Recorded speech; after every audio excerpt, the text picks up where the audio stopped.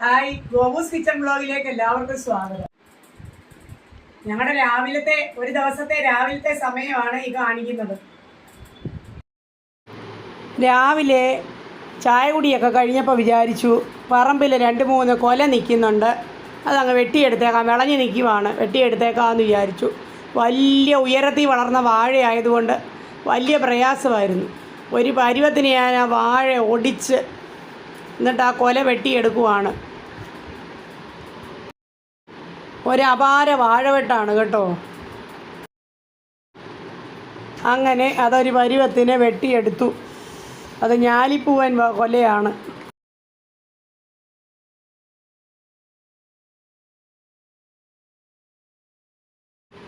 വലിയൊരു കൊന്നത്തെങ്ങ് പോലെ ഒരു പാളന്തടം വാഴയുണ്ട്. അതിന് എന്ത് ചെയ്താൽ നമുക്ക് എത്തുകയില്ല. പിന്നെ ഒരു പരുവത്തിന് വെട്ടിയിട്ട് ആ കൊല ഇങ്ങ് വെട്ടിയെടുത്തു. ചെറിയ കൊലയാണ്, എന്നാലും കുഴപ്പമില്ല, സന്തോഷം. നമ്മൾ വലിയ കർഷകരൊന്നും അല്ലല്ലോ, സാധാരണ ചെയ്യുന്ന കൃഷികളൊക്കെ അല്ലേ ഇതെല്ലാം.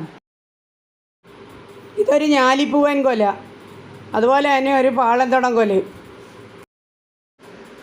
ഇന്നത്തെ ഞങ്ങളുടെ ബ്രേക്ക്ഫാസ്റ്റ് കാണിക്കാം. ഞാൻ ബ്രേക്ക്ഫാസ്റ്റിന് വേണ്ടി തലേ ദിവസം ഒരു 2 കപ്പ് പച്ചരി, ഈ കാണുന്ന കപ്പിന് 2 കപ്പ് പച്ചരി വെള്ളത്തിൽ കുതിർത്തൊരു 7 മണിക്കൂറോളം കുതിർത്തിട്ട് ഞാൻ അതെടുത്തു. ഇനിയിപ്പം തലേന്ന് തന്നെ അരച്ച് വെക്കാൻ പോവുക. മാവ് നല്ല വെണ്ണ പോലെ അരച്ചെടുത്തു. അരച്ച് വെച്ച മാവിലേക്ക് 3/4 കപ്പ് തൈര് ഒഴിച്ച് 7 മണിക്കൂർ രാത്രി തന്നെ പുളിപ്പിക്കാൻ വെക്കുക. എന്നിട്ട് രാവിലെ ഉപ്പ് ചേർത്ത് ഉണ്ടാക്കാം. മാവിലേക്ക് ഒരു 3/4 ടീസ്പൂൺ ഉപ്പിടുവാണ്. ഉപ്പിട്ട് ഇളക്കിയതിന് ശേഷം നമുക്ക് കല്ലിലേക്ക് കോരി ഒഴിച്ച് ഇതുപോലെ ചെറിയ ദോശയായിട്ട് ചുട്ടെടുക്കാം. അതുമല്ലെങ്കിൽ നമുക്ക് ഒരു അപ്പച്ചട്ടി പോലുള്ളതിലോട്ട് ഒഴിച്ചിട്ട് ബൺദോശ പോലെയും ഉണ്ടാക്കിയെടുക്കാം.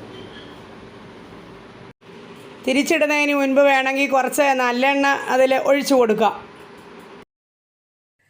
വളരെ പെട്ടെന്ന് ഇങ്ങനെ ടേസ്റ്റി ആയിട്ടുള്ള ദോശ ഈ രീതിയിൽ ഉണ്ടാക്കിയെടുക്കാൻ സാധിക്കും. ഒരു വ്യത്യസ്തമായൊരു രുചി, ചെറിയൊരു പുളിയുണ്ട്, നല്ല ടേസ്റ്റുമാണ്. ഉഴുന്നും വേണ്ട, ഉലുവയും വേണ്ട, ഒന്നും വേണ്ട. ഇത് അപ്പച്ചട്ടിയിൽ ഒഴിച്ചതാണ്.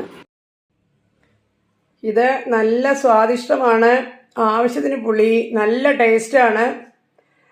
ഇത് ദോശയായിട്ട് ഉണ്ടാക്കിയത്, മറ്റേ അപ്പച്ചട്ടിയിൽ ഒഴിച്ചത്. രണ്ടിനും ഈ ചട്നിയാണ് വളരെ ടേസ്റ്റ്. കുട്ടികൾക്കൊരു പുതിയ രീതിയിലുള്ളൊരു പലഹാരം, നമുക്കാണെങ്കിലും ഒരു വ്യത്യാസം. അപ്പോൾ ഇതെല്ലാവരും ചെയ്ത് നോക്കണം, ഇഷ്ടപ്പെടും. അടുത്തൊരു വീഡിയോയുമായിട്ട് ഉടനെ വരാം.